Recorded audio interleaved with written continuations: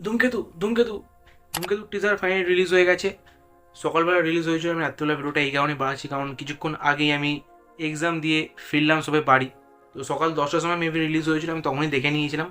But ভিডিওটা definitely আমি বানাতে পারিনি। বাট ফাইনালি এটা নিয়ে আমি কথা বলবো কারণ ধূমকেতু টিজারটা আমার এক কথায় বেশ ভালো লেগেছে।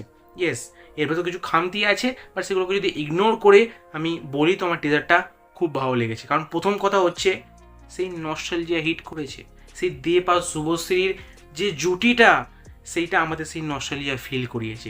দীর্ঘ 12 বছর পর আমরা সেই হিট জুটিকে আবারও বড় পর্দায় দেখতে চলেছি। আর এনাদের দুজনকে আবারও যে বড় পর্দায় পাবলিক দেখতে পাবে, এটা ভেবেই এক্সাইটেড। অ্যান্ড যেই কারণে পাবলিক এই মুভিটার জন্য অ্যাকচুয়ালি ওয়েট করে আছে। অ্যান্ড আপাতত টিজারের ভেতর জিনিসটা সব থেকে বেশি ভালো লেগেছে সেটা হচ্ছে এই টিজারের ভেতর এই মুভির স্টোরিটাকে খুব ভালোভাবে হাইড করে রাখা হয়েছে। মানে কিছুটা দেখিয়েওছে যে অ্যাকচুয়াল স্টোরিটা কী হবে। অ্যাকচুয়াল স্টোরিটা একটা লাভ স্টোরি হবে। ওকে, যে দুজন দুজনের জন্য অপেক্ষা করবে একেবারে তাদের বৃদ্ধ বয়স অবধি।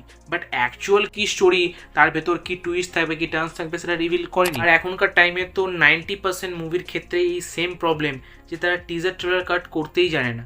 টিজারে মুভির 50% স্টোরি দেখিয়ে দেয়, ট্রেলারে তার বাকি 50% দেখিয়ে দেয়, আর দর্শক যায় থিয়েটারে শুধুমাত্র পপকর্ন খেতে।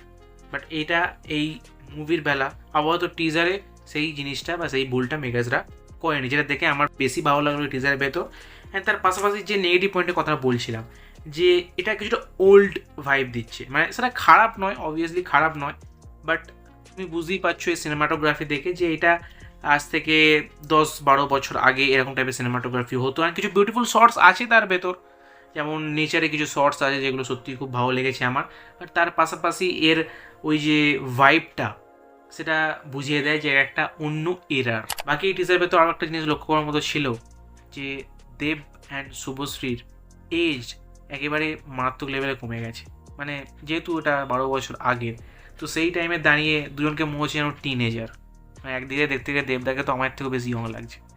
বাকি এই মুভির ভেতর খুব হার্ড হিট করবে এর ইমোশনস, বিকজ লাভ স্টোরি আছে যেহেতু ভেতরে, তার পাশাপাশি একটা নস্টালজিয়ার টাচ। ইয়েস, আর কি লাগবে।